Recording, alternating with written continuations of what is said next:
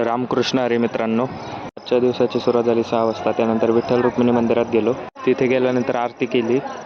आरती झाल्यावर आष्टेकर काकांनी गंध लावला सगळ्यांना. त्यानंतर डबा व नाश्ता करून आम्ही निघालो चालण्यासाठी.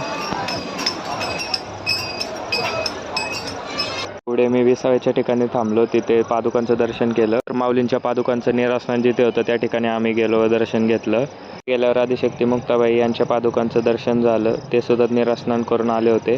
पुढे गेल्यावर समर्थ रामदास स्वामी व अहिल्याबाई होळकर यांच्या पालखीचं दर्शन झालं. तर आम्ही लोणंद रेल्वे स्टेशनवर आलो. रेल्वे स्टेशनच्या मागील बाजूस आमचा मुक्काम होता. रेल्वे स्टेशन क्रॉस करून आम्ही दिंडीच्या ठिकाणी आलो. सकाळी चहानंतर हरिपाठास सुरुवात झाली.